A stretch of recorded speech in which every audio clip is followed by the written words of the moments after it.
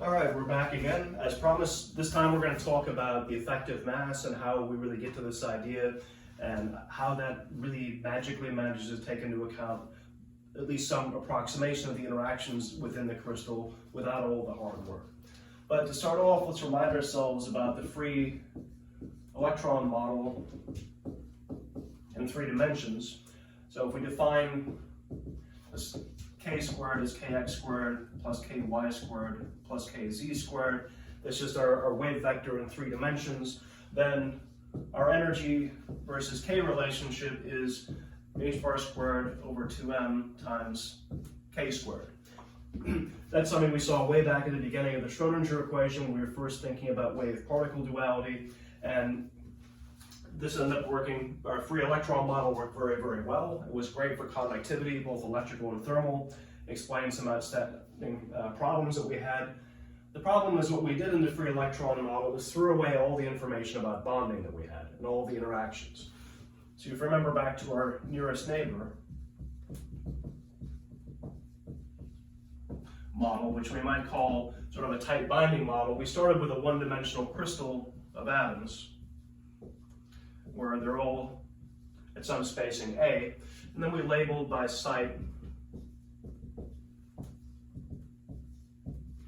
And our intuition was that the bonding between neighboring sites, if you remember back to our linear combination of atomic orbitals, depended a lot on the overlap of the wave functions on adjacent sites. So on site J, we'd have some wave function like this, site J plus 1, some wave function like that, and this overlap, if it's constructive, represents a coupling, which a bonding, and also in some sense a probability of the electron to hop from one site to the other. Now the key idea was this is an infinite chain, so every atom interacts with every other one, which is super annoying.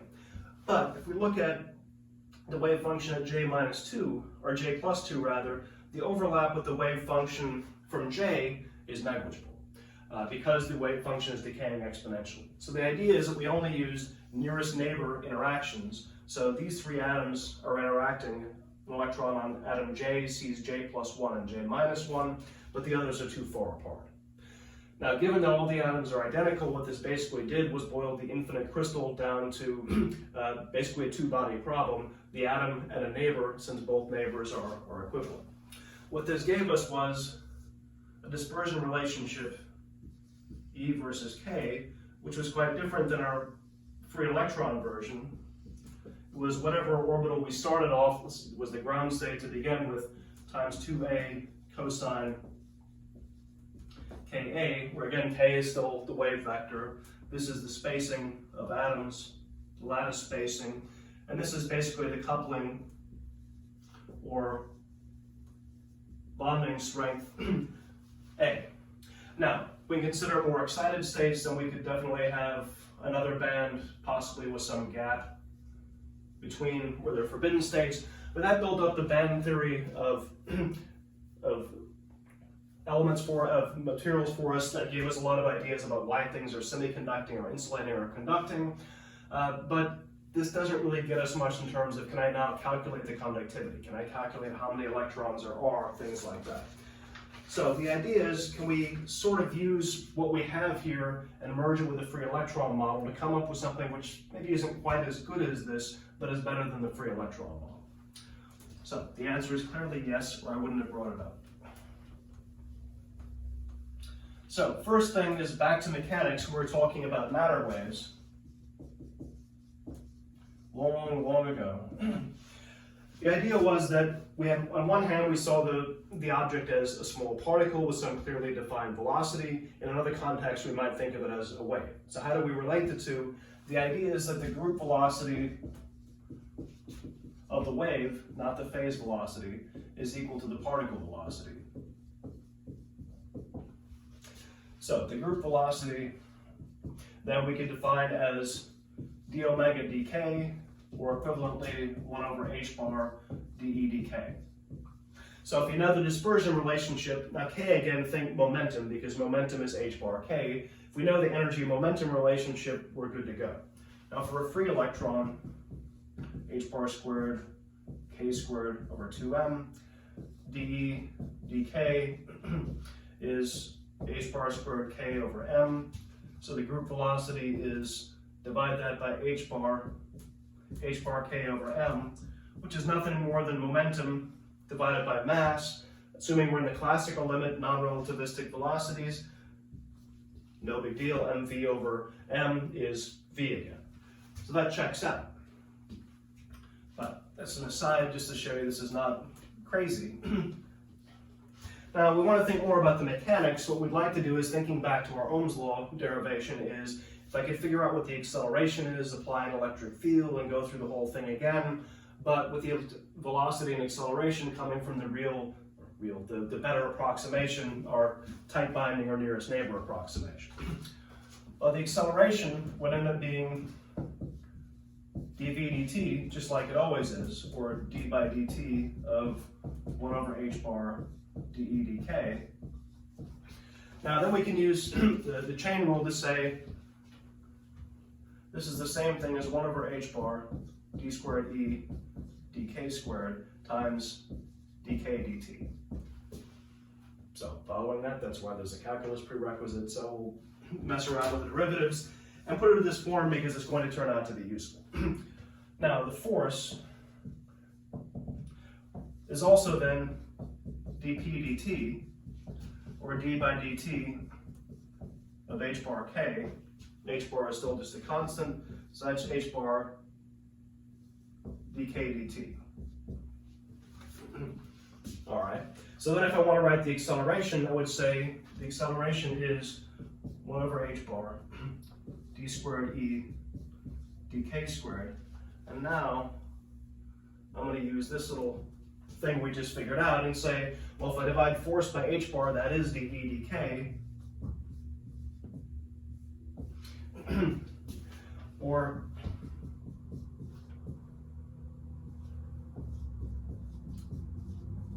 one over h bar squared d squared e dk squared times f. Now, why is that important? Because this is not exactly what we want, but if I look at this a little bit, I say, well, wait, for a classical object obeying Newton's law, it would be A is equal to 1 over m times f, or f is ma. So then I get to thinking, I would love if this were just a classical problem with one little particle running around, because it's super easy. So why don't we just call this a mass and be done with it? That's the whole idea of effective mass. So basically then we define the effective mass m star, which is h bar squared over d squared e dk squared. Now, what does that mean? We'll come back to that in a little bit. What that means is the mass is going to depend on wave vector. So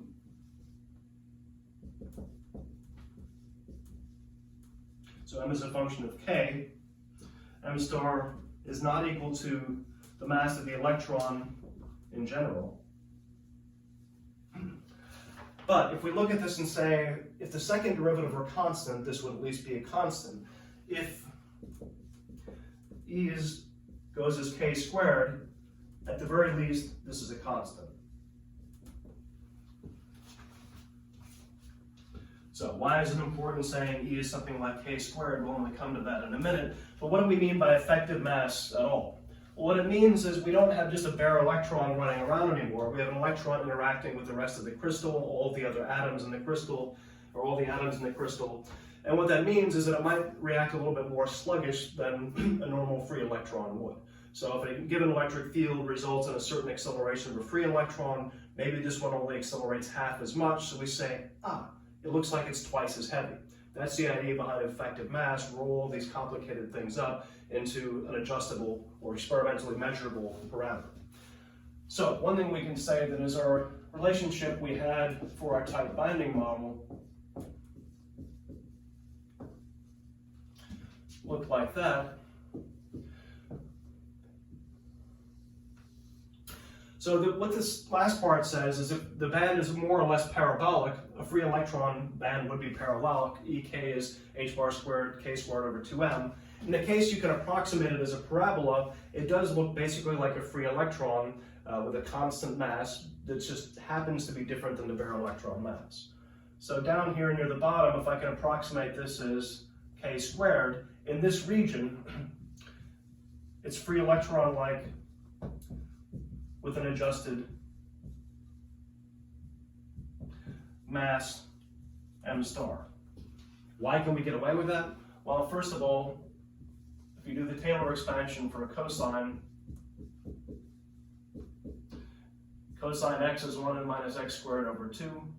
So basically it says for small enough Ka, well A is a constant, so for small enough K, let's say, near the bottom of the band, it's practically parabolic, as is anything which is sitting concave up like this. In a small enough region, it's a parabola. And in that region, you're free to pretend it's just a free electron that just happens to have a little bit weird mass.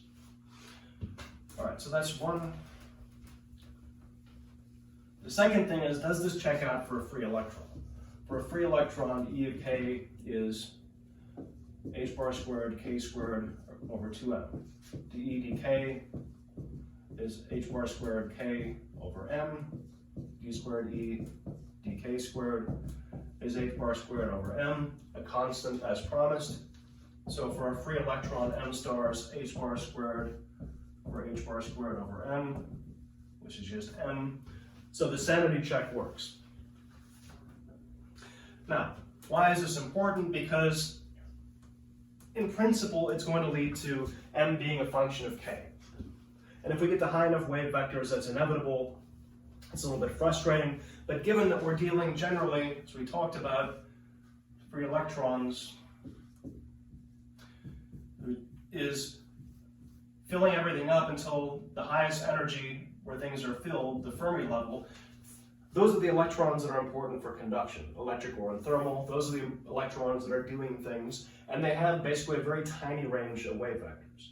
So in fact, this works pretty well because while m is a function of k, most all the problems we're really interested in happen over a very tiny range in k, where this works pretty well.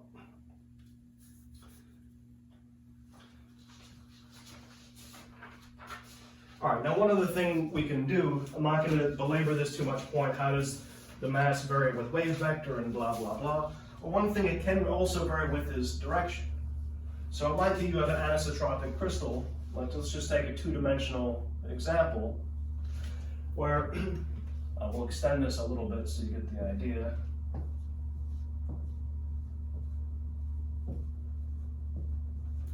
So the idea is that there are some directions where you're going to encounter more atoms per unit length than others. Like, say, go in this direction versus this direction. So if we imagine this as a mass spring system, as we've said is pretty good for bonds, all four of those bonds are equivalent. So we could call this, say, K3, K3, K3, K3. And that's one little mass spring system. But now, in principle, we've got, depending on how these things are spaced, maybe the diagonal one is going to have a different spring constant, different distance. Depending on what the atoms are, maybe these even aren't the same. Maybe those are K2, depending on where that middle one sits. So the point is, now the whole crystal is anisotropic. It's different to move this direction than it is to move that direction than it would be to move that direction. So what we can do then is say m star can depend on direction if Ek does. So, okay, we're confusing x and position in k. Don't worry about that for the moment. But if the energy versus momentum is not the same in all directions in the crystal, then that means m star is not going to be the same in all directions in the crystal. So you might say if we're transporting along this direction, the effective mass is, say, 1 1/4, whereas this direction it's 3/4 or something like that. And this is something you can measure experimentally. Now, what that does mean is that, strictly speaking, if I say F is equal to m star times dv dt, well, if I'm going to say these things depend on direction, well, this is a vector, this is a vector. If this is going to depend on direction, that can't be a scalar anymore. So this thing is going to be a second-rank tensor, which is a little bit frustrating, but all that means is that this is different for different directions. It's actually a little matrix that relates those two vectors. We don't actually care about any of that. All we're saying is it does depend on direction. So is this really a big deal? I'll do some examples. So if we look at some characteristic materials, well, not really characteristic, I guess, but just a few materials at random. What is the effective mass in terms of the bare electron mass? So for silicon, depends on whether you're talking about electrons or holes and complicated things. Let's not fuss about all that yet. But talking about electrons, the effective mass is about 1.08. So the electron appears to be about 8% heavier than a free electron. Whoop-de-doo, no big deal. Germanium, on the other hand, is just about half. So that means that the electron in germanium is responding to an electric field twice as effectively as a free electron. And in indium antimonide, an example I chose because it's particularly weird, the effective mass is only about 1% of the bare electron mass. Now, that is very, very strange. What's even stranger still is if I look at this definition of m star, I say, well, it depends on the second derivative of E versus K. What if I found something where E of K is just proportional to K? Well, that means the second derivative would be 0, so the effective mass wouldn't seem to have much meaning at all. If I take two derivatives, I get 0, so it'd be m star is h bar squared over 0 infinity. Well, it turns out if you go back and work it carefully enough, if you can get this kind of linear dispersion relationship,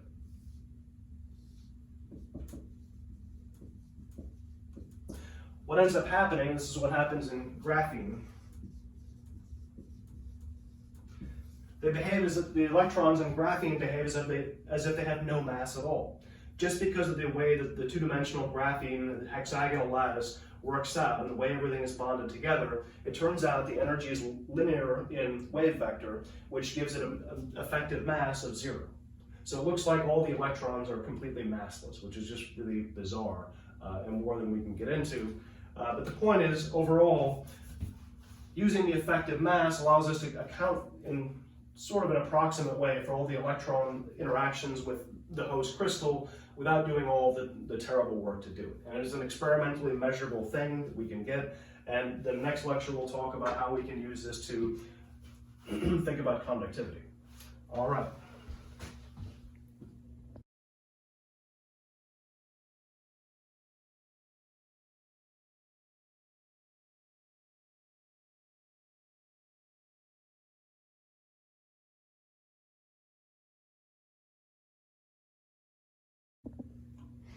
All right, we're back again. Last time we talked about the effective mass and derived where that came from. This time the idea is we want to figure out what we can do with that idea, sort of combining the free electron theory and band theory to come up with some better expressions for conductivity and figure out how that works. So we discussed last time the group velocity of an electron wave coming from way back was d omega dk, or 1 over h bar dE dk. The acceleration resulting then, we worked it out, was 1 over h bar squared d squared e dk squared times force, where in this case the force is charge times electric field, E times script E to make sure we know that's a field. And we interpreted then to say, to make this look like the classical F equals ma equation, that if we just define this to be an effective mass, then everything looked like a nice classical single particle.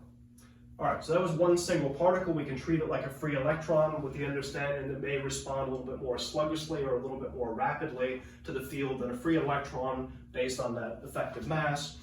So the idea is then to figure out what is the overall effect adding all these electrons together, what current do we get?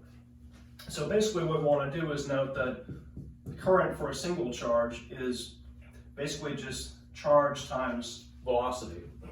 And then we're going to want to sum that up over all the electrons. Now, what we want to do is actually relate back to this. So what we're going to look at first is di dt, which would be for a single electron, E times dV dt. We want to sum that up over all the electrons in our crystal. Now, if we use the expressions we had before for the group velocity and the force, we can write this pretty easily.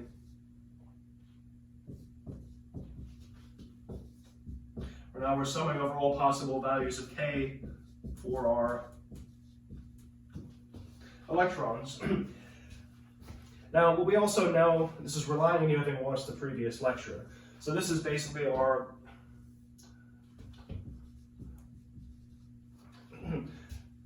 F over M times, or F over M part times E. That'll give us di dt. Now, we have many, many states, and we know that, practically speaking, the number of electrons we have, that we basically have a continuum of states. So that means what we can do is turn that sum into an integral. And say, instead of just trying to add up over every possible state k, we know there are so many, we can write this as di dt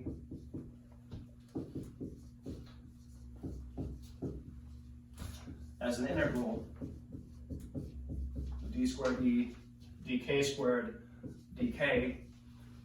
Now, we're doing a little bit of hand waving. If it turns out, if you do this more exactly, there's another factor of pi that comes in. But factors of order 3 don't really concern us right now. Now, for a free electron, the corresponding relationship is di dt is e squared e over m times n, where n is the number of particles we have. And what this leads us to is our Ohm's law expression, I is n e squared tau over m, where tau is again the collision time.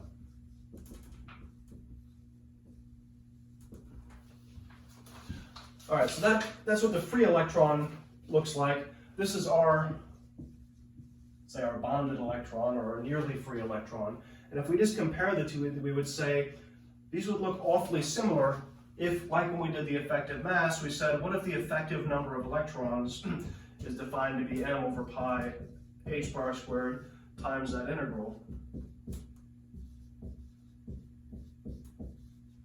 And this is then the effective number of electrons available in a crystal. And then we can say that the conductivity, using that same analogy, is an effective e squared tau over the effective mass. So basically the way it ends up, if you didn't follow the math to here, frankly it's okay. The idea is that by pushing our analogy even further, every time we have an equation that sort of looks like the free electron version, we define a new quantity that makes it true, which is cheating, but it works. So we say then is if this is the crystal electron, this is the free electron, if only these two things were the same, everything would be perfect, and I can go back to thinking about it just like a classical system. So say, for that to be true, what must be the case is that this function right here just counts how many electrons are available. If we allow that and just define that to be our n effective, our new counting of electrons, how it has to work in a crystal, which depends on the dispersion relationship, then we arrive at exactly the Ohm's law expression for conductivity, n e squared tau over m, except now both the number of electrons and their effective mass depend on the crystal.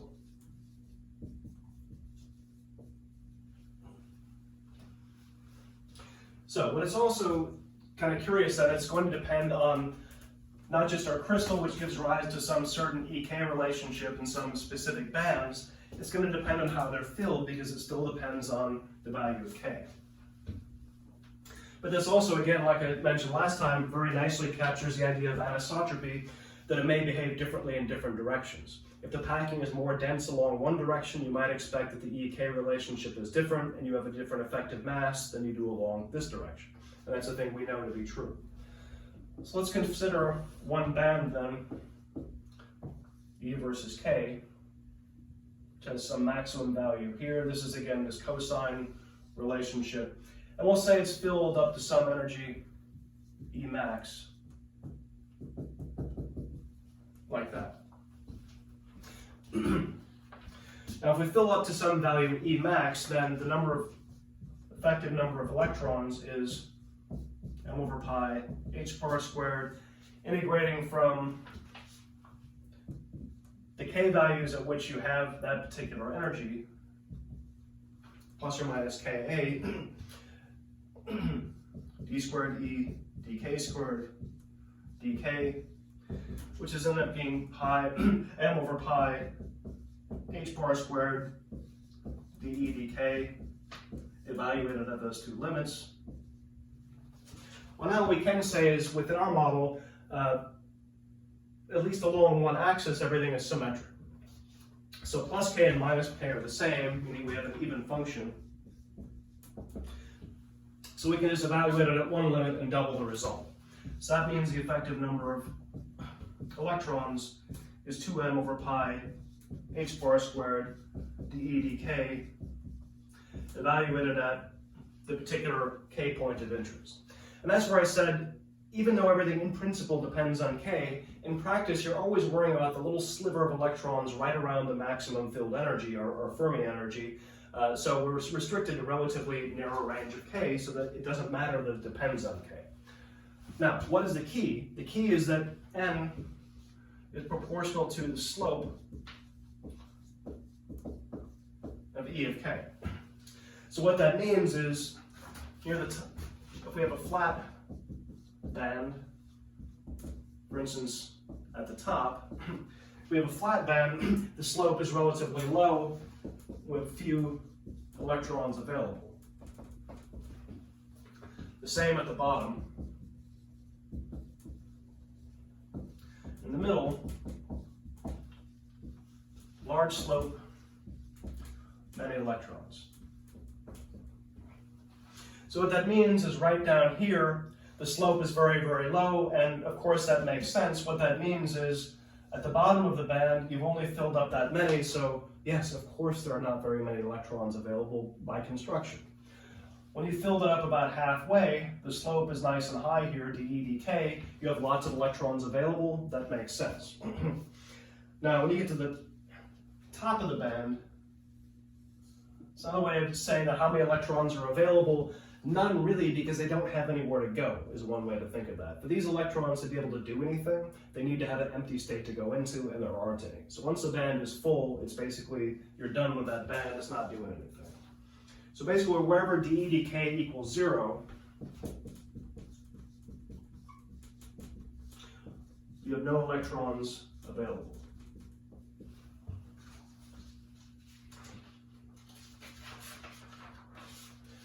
So just kind of sketch this out a little bit. So how do you figure out what the effective mass is and stuff like this? Well, these are measurable quantities. Effective mass you can measure by cyclotron resonance, among other things. So there are ways of doing it. Theorists can calculate them quite well. So let's say, again, this is E versus K. We'll just look at half of the band because we know for plus and minus K it looks the same. Now, if I only have a few electrons, this is a bad metal. Because there aren't very many electrons, so how could you possibly conduct electricity? Very well. The other end, if we fill a band up about halfway, I have a good number of electrons available. I've got a nice high slope of E versus K. This is a good metal.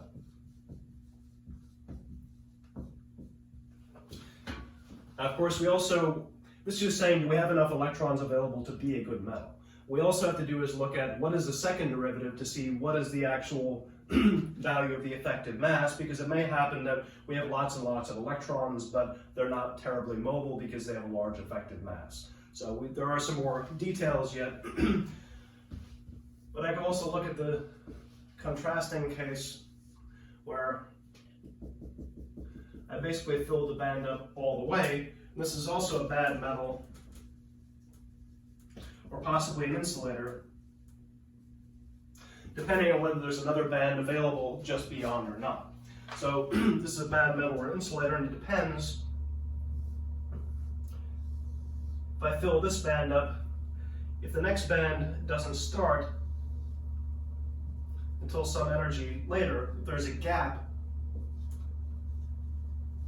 between the lowest state and the next highest state, let's say I fill this band all the way up, Well, now for this electron to be able to do anything, as we talked about before, it needs to find an empty state at a reasonable energy.